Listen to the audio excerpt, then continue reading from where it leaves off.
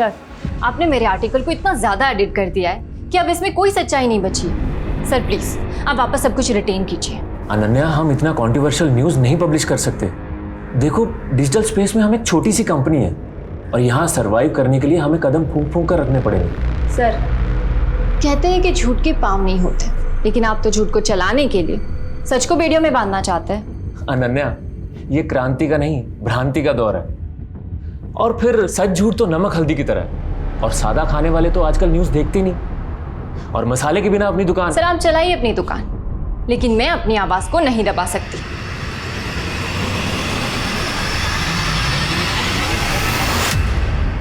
आज सच अपनी बेचारगी पे रो रहा है और झूठ की रौनक मुझसे कभी बर्दाश्त नहीं होती। एक सच्चे जर्नलिस्ट के शब्दों पे, उसकी आवाज़ पे अगर पाबंदियां लगा दी जाए तो नुकसान पूरी मानव जाति को होता है। इसीलिए चाहती हूँ पहले मैं इन अंधेरों से निकलूं, शायद तभी मैं उजाला ला पाऊंगी। कोई है? हेलो, कोई है?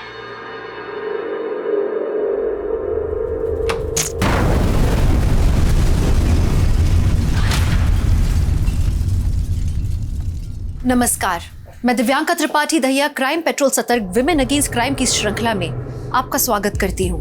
दुनिया में दो तरह के लोग होते हैं, एक वो जो गलत देखते हैं, दिल में खलबली होती होगी पर चुप बैठते हैं, दूसरे वो जो गलत को गलत कहने से डरते नहीं। अनन्या एक ऐसी लड़की थी, उभरती हुई जर्नलिस्ट। लेकिन ये कहानी सिर्फ अनन्या की नहीं है, उस एक छोटी सी बच्ची की भी है, जिस जैसे न जाने कितने बच्चे हमें आसपास हमारे आमतौर पे दिखते हैं।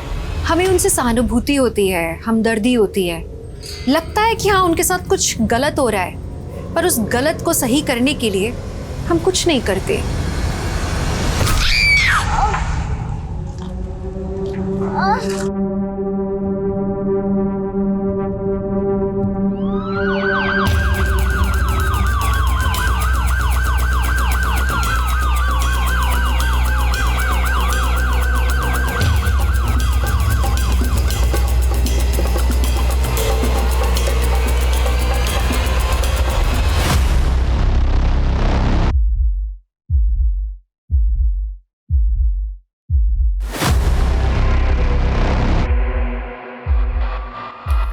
सर, सिलेंडर ब्लास्ट हुआ था, लेकिन नेबर्स का कहना है ये घर हमेशा बंद रहता था।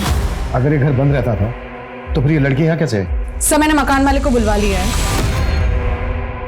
सर, मुझे नहीं पता है लड़की कौन है, और 2 दिन पहले मैंने ये घर किराए पे दिया था। किसको किराए पे दिया? राम बहादुर नाम है सर उसका। फोन लगाओ इस राम बहादुर को। जी जी सर। सर, फोन तो स्विच ऑफ आ रहा है। ठीक है, इसका फोन नंबर और रेंट एग्रीमेंट की कॉपी दो हमको। सर, एक्चुअली एग्रीमेंट तो बना ही नहीं था सर। क्यों? सिर्फ डील हुई थी। मकान पसंद आया सचिन जी? अरे थैंक यू। ये लीजिए 3 महीने का रेंट एडवांस। अरे थैंक यू वेरी मच। जी जी, एग्रीमेंट के लिए आपके आधार और पैन कार्ड की कॉपी दीजिए मुझे। जरूर जरूर। पर क्या है ना कि मेरे आधार कार्ड में मेरा डेट ऑफ बर्थ गलत छप गया था, उसको ठीक करने की अर्जी दी हुई है मैंने। 3-4 दिन में आ जाएगा, फिर उसके बाद एग्रीमेंट कर लेंगे, जब तक मैं रहने आ जाता हूँ। बिना एग्रीमेंट के, बिना पुलिस एनओसी के अपना घर एक अनजान आदमी को रेंट पे दे दिया, अब उसका नंबर नहीं लग रहा है। सर, मुझे तो लगा ही नहीं था कि वो गलत आदमी होगा।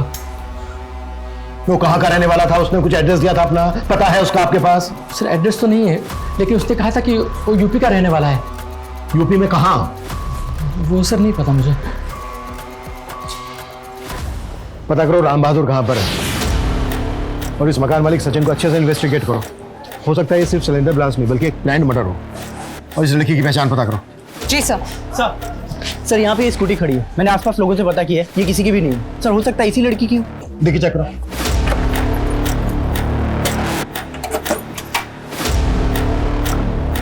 कुछ नहीं है सर। MS-12, ये तो पुणे का नंबर है। पुणे RTO से कांटेक्ट करो, पता करो ये स्कूटी किसके नाम पे रजिस्टर्ड है। Okay sir.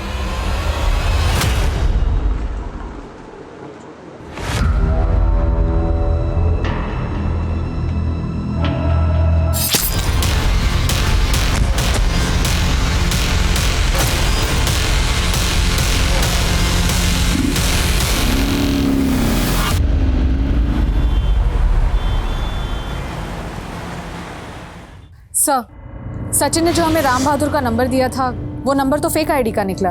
इसका मतलब सचिन ने गलत आदमी को अपना घर रेंट पे दिया था। उसने एग्रीमेंट के लिए 2-3 दिन की मोहलत मांगी और तीसरे दिन उसके घर में सिलेंडर ब्लास्ट हो गया, जिसमें वो लड़की मारी गई। सर, वो स्कूटी जो हमें उस घर के बाहर मिली थी वो उसी लड़की की थी जिसकी ब्लास्ट में मौत हुई थी। रजिस्ट्रेशन पेपर पर लड़की का नाम अनन्या मूले लिखा है। पुणे के भाखरवाड़ी का एड्रेस है। उस लड़की के पुणे के एड्रेस पे जाओ, मकान मालिक सचिन से राम बहादुर का स्केच बनवाओ। हमारे लिए जानना बेहद जरूरी है कि आखिर वो आदमी है कौन। Yes sir. अरे रोको रोको रोको रोको। जितना जल्दी हो सके एम्बुलेंस भेजिए, यहाँ पर एक बच्ची बेहोश पड़ी है। अभिषेक, क्या हुआ? सर मैं यहाँ से गुजर रहा था तो यहाँ पे भीड़ लगी हुई थी। यहाँ आकर देखा तो ये बच्ची जख्मी पड़ी थी। बच्ची जिंदा है सर। मैंने एम्बुलेंस को फ़ोन किया है, आती होगी। एम्बुलेंस के वेट मत करो, मेरी गाड़ी से भेजो तुरंत। ओके सर, चलो जी लेके जाइए जल्दी, आराम से। है कौन ये बच्ची? मालूम नहीं सर, इस आदमी ने बताया कि ये यहाँ भीख मांगा करती थी। सर मुझे कहाँ रहती है बच्ची? इसका परिवार कहाँ है? सर मुझे ये तो नहीं मालूम, लेकिन लड़की को कई बार यहाँ भीख मांगते हुए देखा हूँ। अभिषेक, पता करो ये बच्ची कौन है, इसका कोई अपना है या फिर अनाथ है। Okay sir.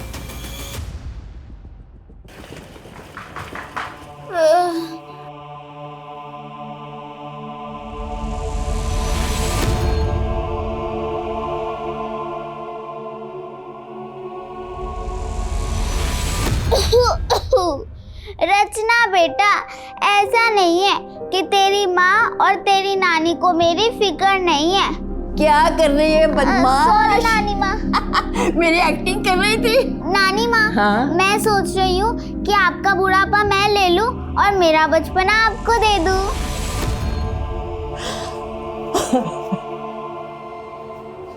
Excuse me ma'am, मैं उसने राम बहादुर का ये स्केच रेडी किया। उसका कहना है कि राम बहादुर ऐसे ही दिखता था। सर लड़की आउट ऑफ डेंजर है, लेकिन उसका सिर्फ रोड एक्सीडेंट नहीं हुआ है, बल्कि उसकी बॉडी पर कई बर्न मार्क्स भी और उसके वाउंड्स में स्टील और आयरन के टुकड़े भी गड़े हुए मिले। और उसके अलावा उसकी बॉडी पर कई पुराने घावों के निशान भी हैं, जिन्हें देख के लगता है कि बच्ची को काफ़ी पीटा जाता होगा। पुलिस स्टेशन के कोई साइन? नहीं सर, ऐसा कुछ नहीं है।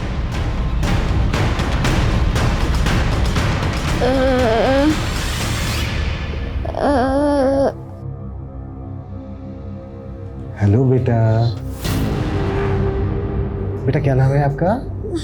बेटा आपके घर वाले कहाँ पर हैं? बेटा डरो मत, बिल्कुल मत डरो बेटा, बिल्कुल मत डरो। बेटा एक बात बताओ, ये चोटें कैसी लगी आपको?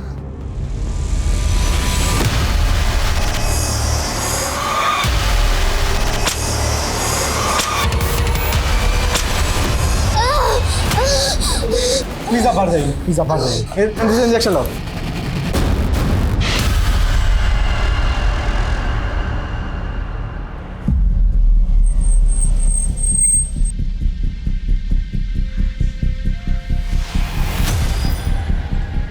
तेरी बच्ची भीख मांगा करती थी।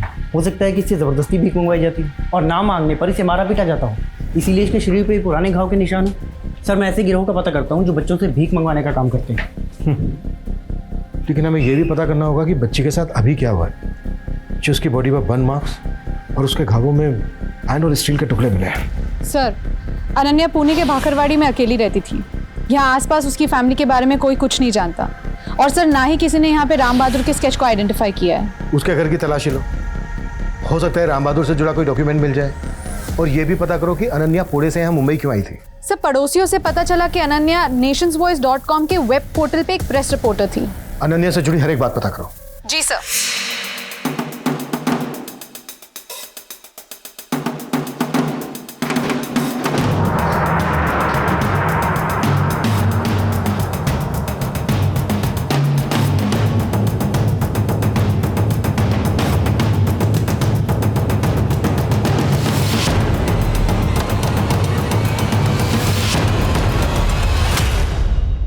डॉक्टर का कहना है कि बच्ची के शरीर पे जो बर्न मार्क्स है वो 15 से 18 घंटे पहले है, और वो जो सिलेंडर ब्लास्ट हुआ था वो भी कोई 15 से 16 घंटे पहले हुआ था। और सर वो बच्ची हमें जहाँ मिली थी वहाँ से ब्लास्ट की लोकेशन लगभग आधा किलोमीटर ही दूर है।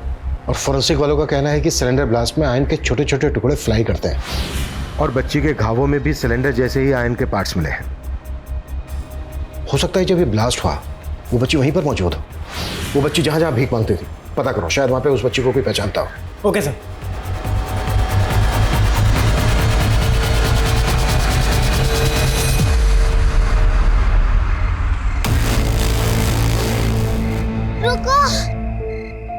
रुको।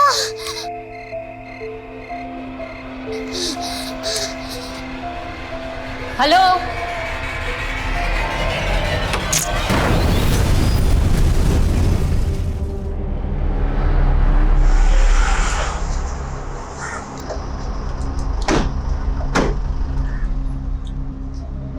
मैम, अनन्या यहाँ काम जरूर करती थी, लेकिन कुछ महीनों पहले उसने जॉब छोड़ दी थी। हमें अनन्या की लाश मुंबई के एक घर से मिली थी। क्या? जी, अनन्या की डेथ हो गई है और जिस आदमी ने उस घर को किराए पे लिया था वो ये है। क्या आप जानते हैं इसे? नहीं मैम। अनन्या की फैमिली में कौन कौन था? मैम, एक्चुअली उसकी कोई फैमिली नहीं थी, अनाथ थी वो। अनाथ आश्रम में पली बड़ी थी, लेकिन जर्नलिज्म को लेकर काफ़ी एम्बिशियस थी और पैशनेट थी, और सोशल मीडिया पर भी उसकी अच्छी खासी फॉलोइंग थी।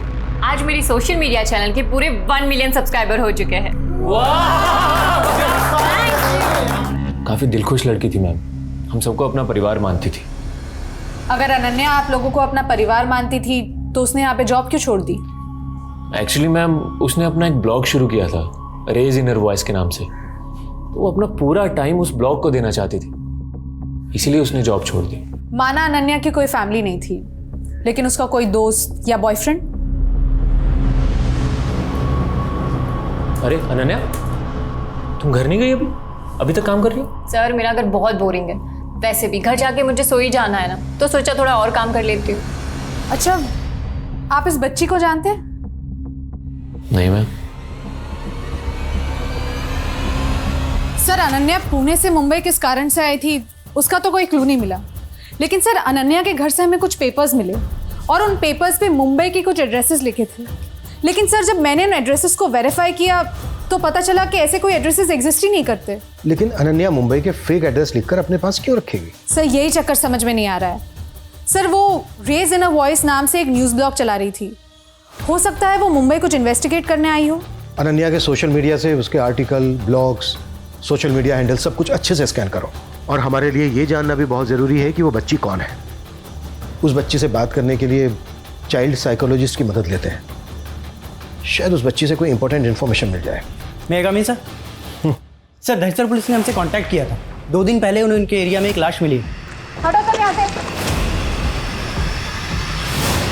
जिसका चेहरा राम बहादुर के चेहरे से काफ़ी मैच करता है। सर, किलर ने कोई क्लू नहीं छोड़ा है और ना ही पुलिस को राम बहादुर की बॉडी के पास से कुछ मिला है। लेकिन सर, सचिन ने हमें जो राम बहादुर का नंबर दिया था, मैंने उसके कॉल डिटेल्स चेक किए। उससे लास्ट कॉल अनन्या को किया गया था। पूना की रहने वाली अनन्या यहाँ मुंबई में राम बहादुर के घर में मारी जाती है सिलेंडर ब्लास्ट में। राम बहादुर के उसी घर में जो उसने 3-4 दिन पहले ही रेंट पे लिया था, वो भी बिना डॉक्यूमेंट के। और उसके बाद राम बहादुर भी मारा जाता है। ये खेल बहुत ही बड़ा है और इसका खिलाड़ी बहुत ही शातिर। दर्द हो रहा है बेटा? कोई बात नहीं, ठीक हो जाएगा। बेटा, मैं तुमसे कुछ पूछूं, उसका जवाब दोगी मुझे? ये देखो, क्या तुम इन लोगों को जानती हो?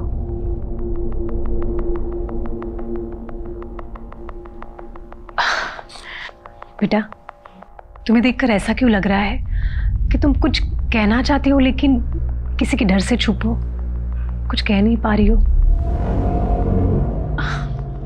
अच्छा, कोई बात नहीं, चलो एक काम करते हैं। हाँ, तुम जो भी सोच रही हो ना, तुम मुझे लिख के बताओ। लिख तो सकती हो? तुम्हें लिखना आता है? हाँ, चलो तुम मुझे लिख के बताओ। चलो।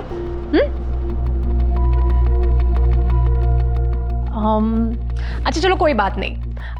तुम मुझे अपना नाम लिख के बता सकती हो? तुम्हें अपना नाम तो पता ही होगा, वो तो तुम्हें मुझे लिख के बताना पड़ेगा। गुड गर्ल हो ना तुम। चलो चलो, कम ऑन, लो लो लो। ये लो लो लो। सॉरी सॉरी बेटा, लो।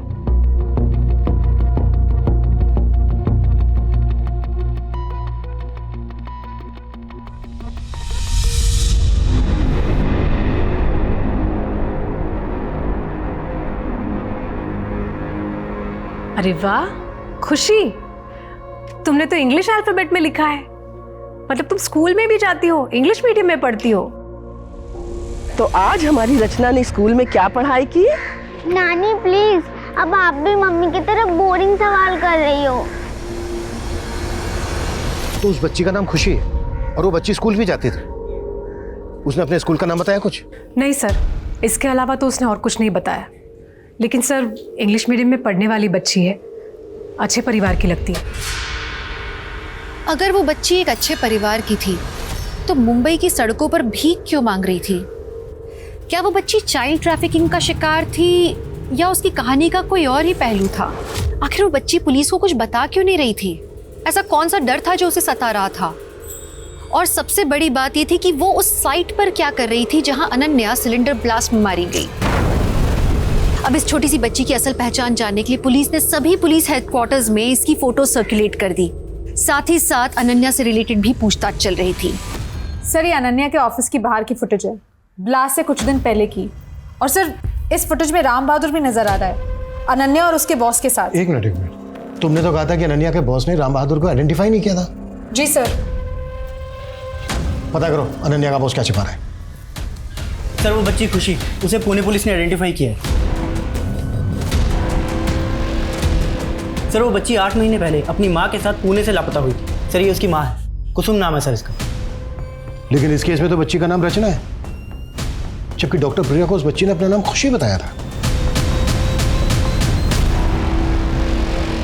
Mummy mummy, happy birthday mummy. Thank you बच्चा। अब आप जल्दी से आंख बंद करो, मैं आपके लिए कुछ लाई हूँ। अच्छा। हाथ दो। अरे वाह रचना, थैंक यू बच्चा। वेलकम। आपको अच्छी लगी ना? और मुझे पहन के दिखाओ। एक काम करो, मैं ही आपको पहनाती हूँ। हाथ दो। कभी कभी तो लगता है कि मैं नहीं, तू ही मेरी माँ है।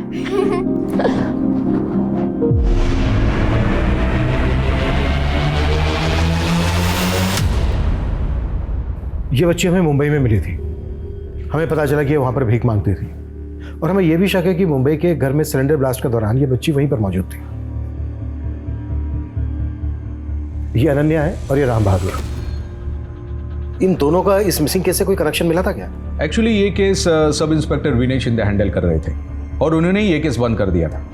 उनके यहाँ से ट्रांसफर हो गई। अब ये केस मैं स्टडी कर रहा हूँ। जहां तक हम लोगों ने इस केस को स्टडी किया है उससे तो यही लग रहा है कि इस केस की कोई खास इन्वेस्टिगेशन हुई नहीं है। आपके यहाँ तो ये केस बंद हो गया, लेकिन हमें इस बच्ची को इसके परिवार से मिलवाना है और हमें यह भी पता लगाना है कि इस बच्ची की माँ पिछले 8 महीने से कहाँ गायब है। ये सिलेंडर ब्लास्ट के 3 दिन पहले की फुटेज है, लेकिन आपने तो कहा था कि अनन्या ने यहाँ पे महीनों पहले जॉब छोड़ दी थी। और इस सीसीटीवी फुटेज में आप और अनन्या दोनों इस राम बहादुर के साथ नजर आ रहे हैं। और उस दिन तो आपने राम बहादुर को पहचाना तक नहीं था। मैम, मैं सच बोल रहा हूँ, मैं इस आदमी को जानता तक नहीं। हाँ, अनन्या जरूर आया करती थी जॉब छोड़ने के बाद मिलने के लिए कभी कभी। एक मिनट मैम, एक मिनट रुकिए। ये फुटेज देखने के बाद मुझे थोड़ा थोड़ा याद आ रहा है कि ये आदमी उस दिन अनन्या से मिलने जरूर आया था। मैडम नमस्ते, 1 मिनट। वो एक्चुअली एक ही झलक देखी थी तो ज़्यादा याद नहीं रहा। मुझे लगा अनन्या का इन्फॉर्मर होगा, शायद उसको कुछ बताने आया होगा। अनन्या का इन्फॉर्मर? जी मैम, जैसे आप पुलिस वालों के इन्फॉर्मर्स होते हैं वैसे ही हम जर्नलिस्ट के भी इन्फॉर्मर्स होते हैं। लेकिन उस दिन इसकी अनन्या के साथ बात क्या हो रही थी वो मुझे नहीं पता, बट शायद अनन्या का इन्फॉर्मर ही था। अगर राम बहादुर अनन्या का इन्फॉर्मर था तो राम बहादुर ने अनन्या को क्या इन्फॉर्मेशन दी होगी और राम बहादुर ने वो घर किस मकसद से रेंट पे लिया होगा जिसके सिलेंडर ब्लास्ट में अनन्या मारी गई? और फिर उसके बाद राम बहादुर क्यों और किसके इशारे पर मारा गया?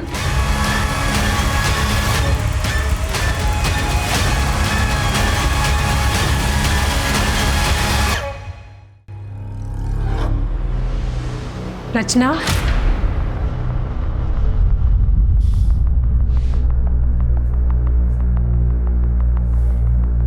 तुम्हारा नाम रचना है ना? फिर उस दिन खुशी क्यों बताया था? कोई बात नहीं। तुम्हारी माँ का नाम कुसुम है ना? हमें पता चला है बेटा कि तुम तुम्हारी माँ के साथ कहीं गई थी। फिर तुम्हारे साथ क्या हुआ और तुम्हारी माँ कहाँ है?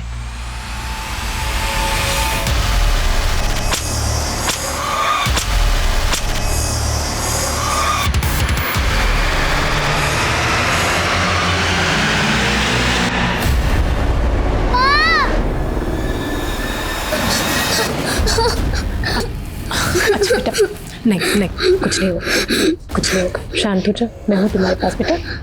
कुछ नहीं होगा तुम्हें, कुछ नहीं होगा, शांत हो जा बेटा। हाँ सर, कुसुम और उसकी बेटी यहीं रहते थे, मेरे किराएदार थे। कुसुम और उसकी बेटी रचना 8 महीने पहले अचानक से गायब हो गए। कुसुम ने कभी मकान खाली करने के बारे में कुछ कहा था आपसे? नहीं सर, ऐसे तो कुछ नहीं कहा था, लेकिन उनका सारा सामान वामान यहीं पड़ा था। मुझे तो लगता है उनके साथ ज़रूर कुछ गलत हुआ है। अच्छा, कुसुम का पति मनोहर वो उस वक्त कहाँ था? सर वो तो नाम का पति है, वो मनोहर अपनी बीवी और बेटी के साथ रहता तक नहीं था। एक नंबर का बेवड़ा है सर, सच कहता हूँ। इस मनोहर को अपनी बीवी और बेटी की खुशी बर्दाश्त नहीं होती थी। ओह, तो तेरे आशिक ने तेरे लिए ये चूड़ियां भिजवाई हैं। देखिए आप फिर से उल्टी सीधी बातें कर रहे हैं। मैं उल्टा बोल रहा हूं और तू जो उल्टा कर रही है वो हाँ?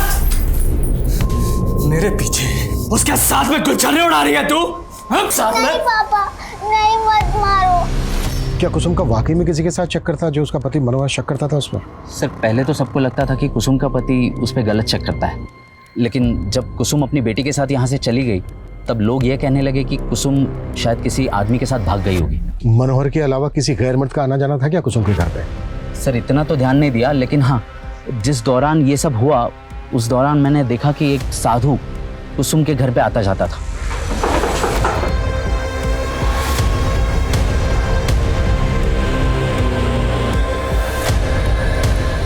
सर मुझे भी थोड़ा अजीब लगा कि आखिर कुसुम ने एक साधु को अपने घर के अंदर क्यों ले लिया। कौन था वो साधु? सर वो तो मुझे नहीं मालूम। कुसुम का पति मनोहर वो इस वक्त कहाँ है? सर सुना है कि वो सामंतवाड़ी में कहीं रहता है। जादव तुम सामंतवाड़ी जाओ, मनोहर के बारे में पता करो। सर। अभिषेक, प्रिया रचना को लेकर यहाँ पुणे उसकी परनानी के घर पहुंच रही है, हम वहाँ जा रहे हैं। सर।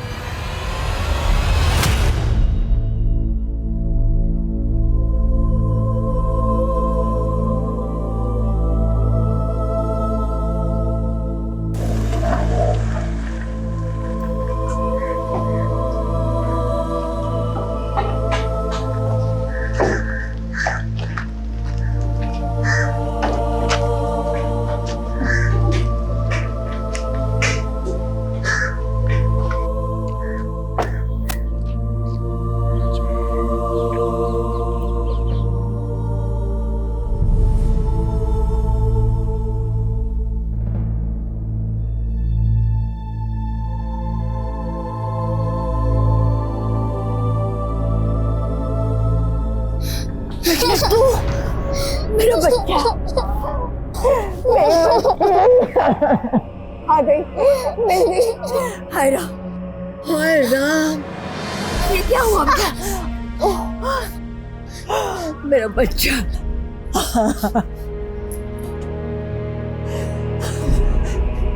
अब तो आगे ना सब ठीक हो जाएगा। देखिए, हमने रचना से बात करने की काफी कोशिश की, लेकिन रचना अपनी माँ के बारे में हमें कुछ नहीं बता पा रही। जब आपने कंप्लेंट लिखवाई थी तो आपने लिखवाया था कि रचना और रचना की माँ कुसुम दोनों साथ में गायब हुए। जी, उस समय मैं उनके साथ नहीं थी। मैं भी रचना से पूछती हूँ। जी बेटा, उस दिन तेरी मम्मी और तेरे साथ क्या हुआ था जो तू मुंबई पहुंच गई? तेरी मम्मी का तो अभी तक अता पता नहीं है।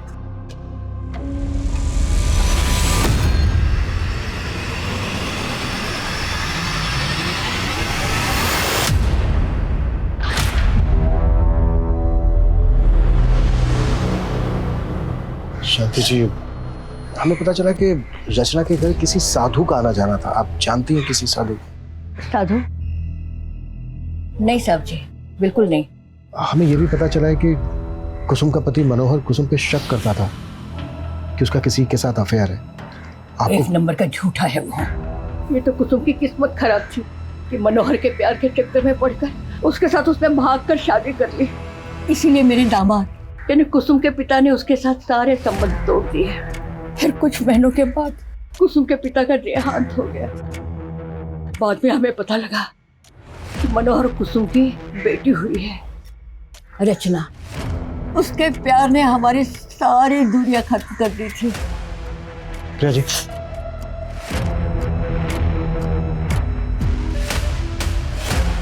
जब तक कुसुम नहीं मिल जाती तब तक हम रचना को आप ही के सुपुर्द कर रहे हैं।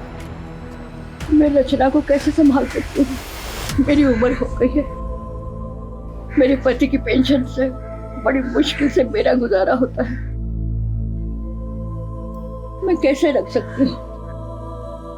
आप एक काम कीजिए, उसे निर्मला के घर छोड़ दीजिए। कौन निर्मला? कुसुम की माँ, यानी मेरी बेटी रचना की नानी।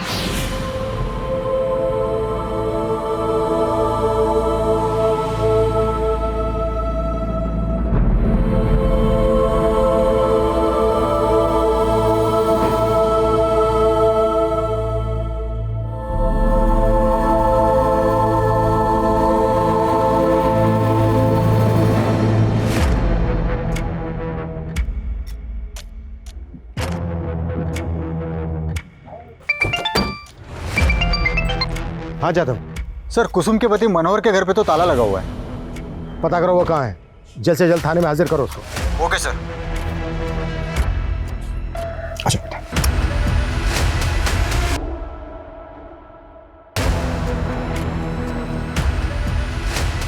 एक्सक्यूज मी, ये कहिए।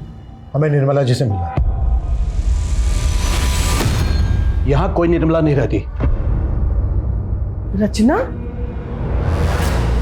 मेरी बच्ची। नानी, ये सब क्या हो गया? कैसे जल गया बेटा? कैसे? आपने हमसे ये क्यों कहा कि यहाँ पे कोई निर्मला नहीं रहती? क्योंकि अब इसका नाम शगुफ्ता है। साहब जी, कुसुम के पिता के देहांत के बाद मैंने मुरीद जी के साथ शादी कर ली थी, और शादी के बाद इन्होंने, मेरा मतलब है कि मैंने अपना नाम शगुफ्ता रख लिया था। लेकिन कुसुम आपकी बेटी है और रचना आपकी नातिन। फिर भी आपके होते हुए इन दोनों की मिसिंग कंप्लेन आपकी मां शांति देवी ने करवाई। जब वे दोनों मिसिंग हुए थे, आप इनके कांटेक्ट में थी? कुसुम और रचना की फिक्रमंद तो मैं हमेशा रहती हूँ, लेकिन ये बच्ची मुझसे ज्यादा मेरी माँ के करीब थी। लेकिन उन्होंने रचना को अपने पास रखने से मना कर दिया। आप रचना की कस्टडी लेने के लिए तैयार हैं? नहीं साहब, हम इस बच्ची को अपने साथ नहीं रख सकते। क्यों? ये नानी है रचना की। देखिए साहब, मैं मानता हूं कि मेरी बीवी का इस बच्ची के साथ रिश्ता जरूर है, लेकिन अगर हम इस बच्ची को अपने साथ रखेंगे तो इसकी माँ कुसुम को ये बिल्कुल पसंद नहीं आएगा। इसलिए साहब आप रहने दीजिए। एक काम कीजिए ना साहब, आप इस बच्चे को इसके बाद मनोहर के पास छोड़ दीजिए ना। चलिए।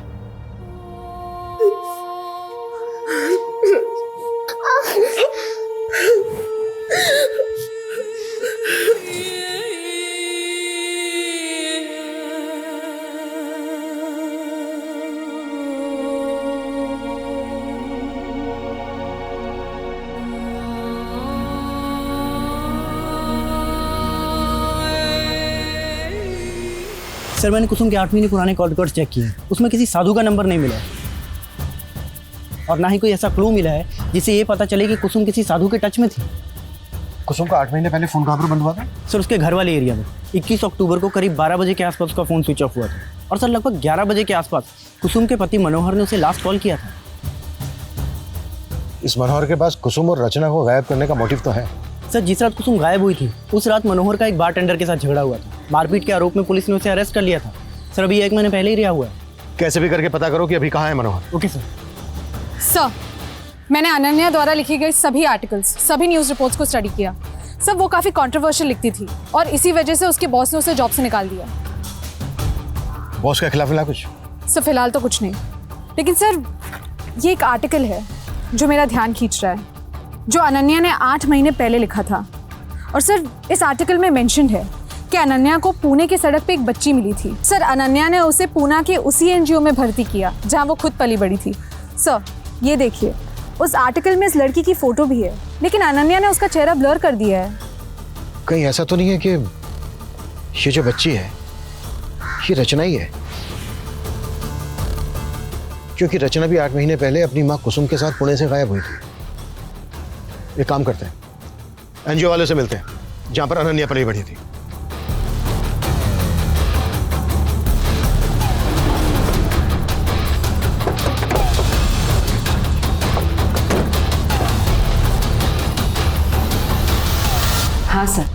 अनन्या हमारे यहाँ ही पली बड़ी है।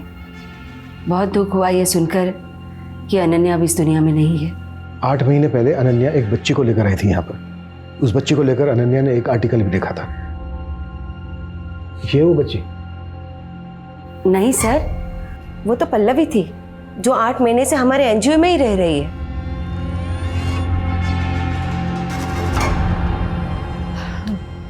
बेटा, क्या आपका नाम पल्लवी है? बहुत ही प्यारा नाम है। अच्छा मुझे ये बताओ, क्या तुम अनन्या दीदी को जानती हो? हाँ, वो ही मुझे यहाँ लेके आई थी। ठीक है, अभी तुम जा सकती हो।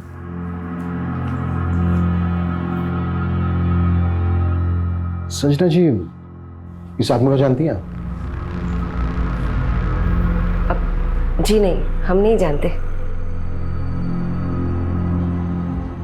सर, आपको क्या लगता है ये रचना और अनन्या का वाकई में कोई कनेक्शन हो सकता है? हो सकता है ना हो, पर हम इसको रूल आउट भी नहीं कर सकते।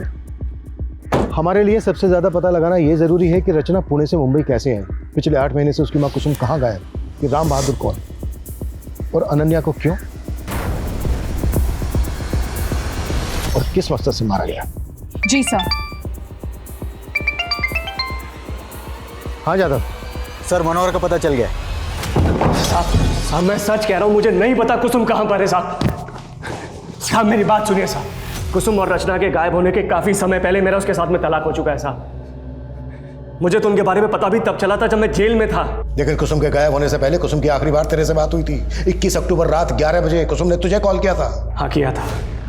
उस समय मैं बार में बैठा दारू पी रहा था। मैं खुद हैरान था कि तलाक के इतने समय के बाद मुझे फोन क्यों कर रही हो। हाँ बोल, क्या काम है? कुसुम क्या हुआ? उससे बात करने के बाद में मुझे कुछ ठीक नहीं लगा। मुझे लगा उससे जाके मिलना चाहिए, लेकिन जैसे ही मैं वहां से बाहर निकला नशे की हालत में बारटेंडर से टकरा गया साहब। उसे नोक-झोंक हो गई। मैंने 2-3 टेक दी उसको। उसकी नाक से खून बहा। उसने पुलिस को फोन करके मुझे अंदर करवा दिया। ये भी तो हो सकता है कि कुसुम के घर तूने किसी को भेजा हो ये सब कांड करने के लिए, और उसने कुसुम के फोन से तुझे अपडेट किया कि काम हो गया है, और उसके बाद जानबूझ के तूने बारटेंडर से झगड़ा किया। तू जेल गया, तू जेल में जाकर बैठ गया ताकि तेरा ये जुर्म सामने ना आए। यही हुआ ना? सर ऐसा कुछ नहीं हुआ है, मेरा यकीन कीजिए आप। तो शक करता था कुसुम पे कि कुसुम का किसी के साथ अफेयर है? वो तो था, मुझे पता था उसका अफेयर चल रहा है उस रजत के साथ में। कौन रजत? एक सेल्समैन है। ये 2 रखो आप, मैं और देता हूँ। हाँ? अरे नहीं नहीं, इतने में हो जाएगा बस। कितने हुए इसके? अरे आपसे पैसे लूंगा क्या? आप ये प्रोडक्ट यूज करो, आपके लिए फ्री है। अंतर अपना ये नाटक और निकाल यहाँ से, निकाल यहाँ से। और तू बता, तेरे को अपना सामान फ्री में क्यों दे रहा है ये? बोल क्या चल रहा है तेरा इसके साथ में? उस दिन के बाद भी मैंने रजत को कई बार कुसुम के साथ देखा। तू रचना के बारे में कोई बात नहीं कर रहा? तू बाप है उसका, बेटी है वो तेरी। उसको पालना पोसना तेरा फर्ज बनता है, तेरी जिम्मेदारी बनती है। साहब मैं अपनी नशे की हालत से वैसे ही परेशान हूँ। नशा मुक्ति केंद्र जाने की सोच रहा हूँ। मैं कैसे पाल पाऊंगा उसको? ये ये लो। अच्छा बेटा मुझे एक बात बताओ, तुम्हारे घर पे कोई साधु आता था?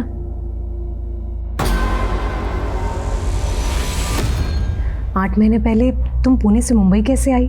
तुम्हारी मम्मी तुम्हारे साथ थी जब तुम यहाँ पर आई थी? रो मत बेटा, तुमने देखा था तुम्हारी माँ को?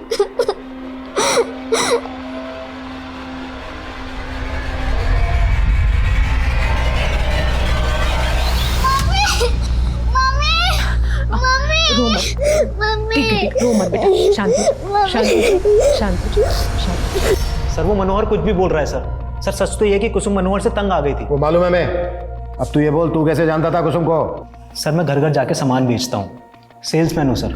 उस दिन मैं बहुत ज़्यादा थक गया था तो कुसुम के घर के बाहर जाके बैठा हुआ था, बस वहीं पहली बार मुलाकात हुई थी उनसे। सॉरी, वो काफ़ी देर हो गई थी और भूख लग रही थी तो मैं यहीं खाने लगा। अरे कोई बात नहीं, आप आराम से बैठ के खाइए। Thank you. ये लीजिए। अरे इसकी क्या ज़रूरत थी? अरे इसमें क्या है? बातों बातों में सर पता चला कि कुसुम का आर्टिफिशियल ज्वेलरी का काम है। बस उसके बाद मैं उसकी ज्वेलरी भी घर घर जाके बेचने लगा था। सर हमारे बीच ऐसा कुछ भी नहीं था जैसा आप सोच रहे हैं। हम सिर्फ काम की वजह से एक दूसरे से मिला करते थे। सर मैं तो खुद हैरान हूं कि वो और उनकी बेटी अचानक से कहां चली गई। सर मैंने रचना से दोबारा बात की है और इस बार उसने बताया कि उसकी मम्मी का मर्डर हो चुका है। What? किसने किया था मर्डर? बेटा तुम्हारी माँ को जिसने मारा, क्या वो इनमें से कोई था? देखो ये देखो, तुम पहचान सकती हो इन्हें? बेटा, आपकी माँ को कहाँ मारा गया था? उस वक्त आप और आपकी माँ कहाँ थे? बेटा डरो मत, अंकल से डरने की जरूरत नहीं। वो तो सिर्फ जानना चाहते हैं कि तुम्हारी माँ को किसने मारा। तुम जानती हो तुम्हारी माँ को किसने मारा?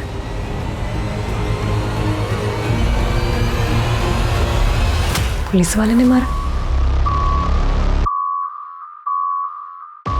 बेटा क्या वो पुलिस वाला था?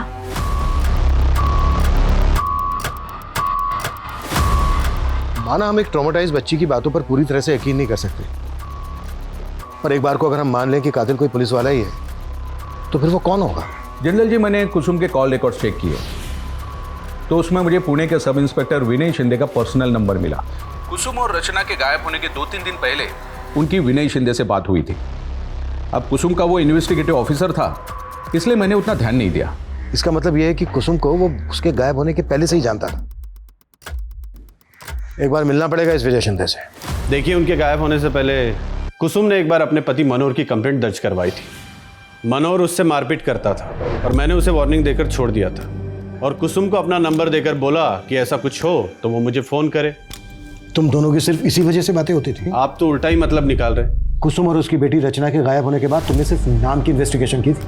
आपको मालूम भी है अपने पति की मारपीट की कंप्लेंट लिखवाते वक्त उसने मुझे क्या बोला था? साहब मुझे अब मनोहर से कोई रिश्ता नहीं रखना। एक बार मेरा उससे डिवोर्स हो जाए फिर मैं अपनी बेटी के साथ कहीं दूर चली जाऊंगी। तो सिर्फ तुमने इस वजह से ये मान लिया कि कुसुम अपनी बेटी रचना को लेकर अपनी मर्जी से कहीं चली गई?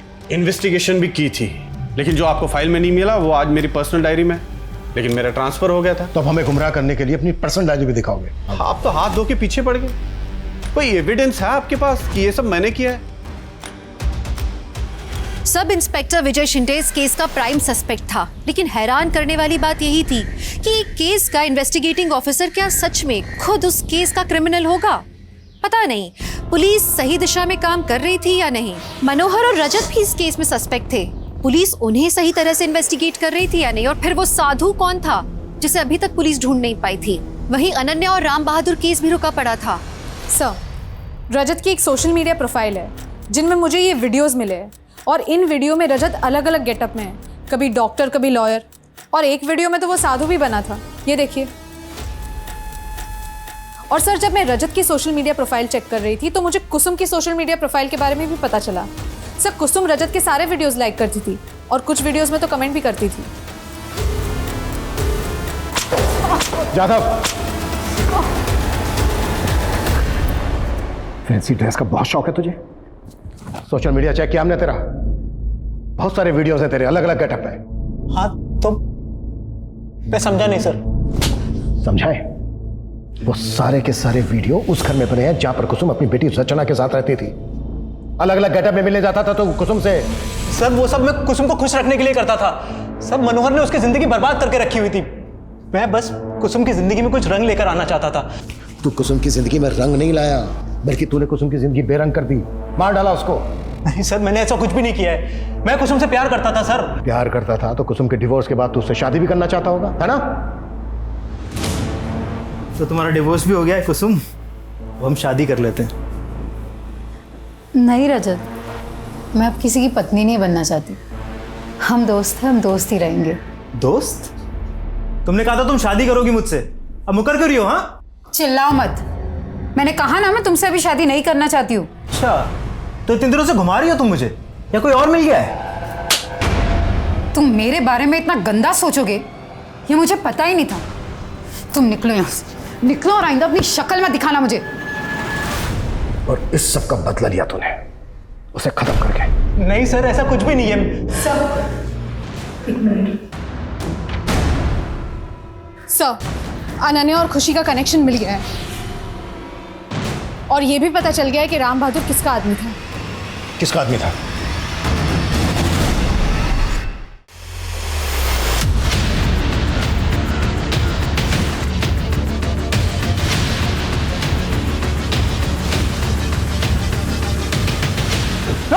अभिषेक, सर क्या हुआ? आ जाओ आ जाओ, शाबाश, आ जाओ। एनजीओ की आड़ में बेकरी रैकेट चला रहे थे तुम लोग, और तुम्हारा ये असिस्टेंट, इसकी एक एक एक्टिविटीज पे नजर थी हमारी। सब पता कर लिया हमने तुम लोगों के बारे में। राम बहादुर भी तुम्हारा ही आदमी था ना? जी सर। बेटा, आपका नाम क्या है? एक्चुअली ये बहुत ज़्यादा सदमे में है, अपने बारे में कुछ भी नहीं बता पा रही है, लेकिन मैंने इसका एक नाम रखा है, खुशी। अनन्या उस बच्ची को हमारे एनजीओ में भर्ती करा कर वापस चली गई थी, और हमने भी उस बच्ची को सारे बच्चों के साथ भीख मंगवाने के लिए भेज दिया। और फिर कुछ दिनों के बाद अनन्या वापस आई। वो खुशी से मिलना चाहती थी। अनन्या, तुम टेंशन मत लो, उसे एक अच्छी फैमिली ने अडॉप्ट किया है। सच में वो बहुत लकी है जो तुम उसे यहाँ ले आई। अनन्या हमें पूछने लगी कि उस खुशी को किसने अडॉप्ट किया है। उस दिन तो हमने जैसे तैसे टाल दिया था, पर उसे हम पर शक हो गया था, और मेरी एब्सेंस में मेरे स्टाफ को रिश्वत देकर खुशी और दूसरी बच्चियों के एडॉप्शन पेपर चेक करना चाहती थी। और जतिन ने मुझे सब कुछ बता दिया। वो हमारा भांडा फोड़े, इससे पहले हमने सोचा कि हमें उसे रास्ते से हटा देते हैं। और राम बहादुर ने अनन्या को वो पेपर देकर कहा कि एनजीओ से ये सारे फेक एड्रेस मिले हैं। फिर एक दिन राम बहादुर ने घर किराए पे लिया और अनन्या को वहां बुलाया। और फिर राम बहादुर को जतिन के हाथों मरवा दिया।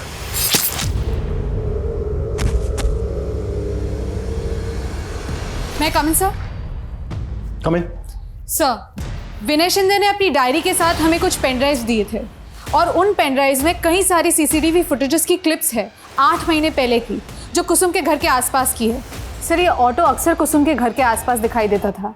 विनय शिंदे ये फुटेज और पर्सनल डायरी देकर आखिर साबित क्या करना चाहता? सर, पहले हमने उसकी बात पे भरोसा नहीं किया, लेकिन सर ट्रांसफर के पहले उसने वाकई कुछ ऐसे क्लूज इकट्ठा किए थे जो केस फाइल में मेंशन नहीं थे।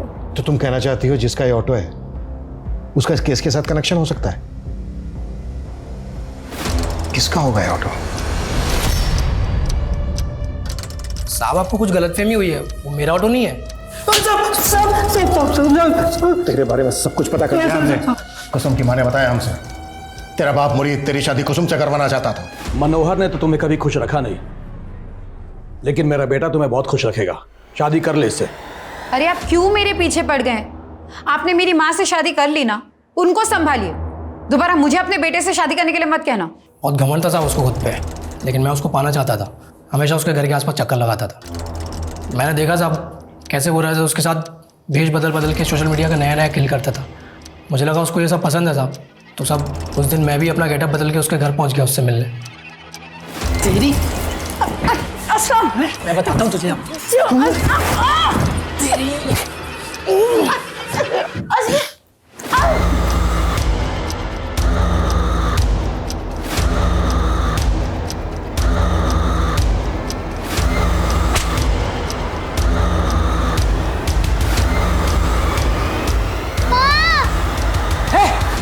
उसकी लड़की भाग गई साहब। मैं कुसुम की लाश देख के बहुत डर गया था साहब। मुझे कुछ भी समझ में नहीं आ रहा था साहब। मैंने उसकी लाश को घर से निकाल के कहीं गड्ढे में काट दिया।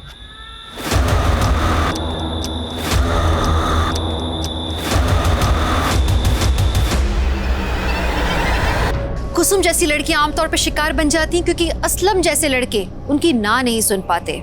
मनोहर जैसे आदमी के साथ 4 साल नरक जैसी जिंदगी बिताने के बाद कुसुम कभी भी रजत पर पूरी तरह से भरोसा नहीं कर पाई थी। फिर भी वो असलम की मंशा को नहीं पहचान पाई। उसने गलती की उसे अपने घर में दाखिल करने की, और जिसकी गाज गिरी उसकी बेटी रचना पर। आज रचना के बाप उसके रिश्तेदार इस दुनिया में हैं, लेकिन फिर भी वो अनाथों की जिंदगी बिता रही है। हमने एक काबिल रिपोर्टर अनन्या को भी खो दिया। मैं बस ये आशा करती हूँ कि रचना अनन्या से प्रेरित होकर अपने पाँव पे खड़ी हो, पूरी दुनिया के लिए मिसाल बने। साथ ही मैं आपसे ये आशा करती हूँ कि अगर आप चाइल्ड ट्रैफिकिंग की तरह का कोई मामला देखते हैं जो आपकी आंखों को खटकता है, तो आप तुरंत एक्शन लें। आप पुलिस को इन्फॉर्म करें। तो एक सुरक्षित समाज की आशा के साथ मैं दिव्यांका त्रिपाठी दहिया आपसे विदा लेती हूँ। फिर मिलूंगी एक नए एपिसोड के साथ। तब तक देखते रहिए क्राइम पेट्रोल सतर्क, विमेन अगेंस्ट क्राइम। एक औरत पर वार, अब हर औरत का भार। जय हिंद।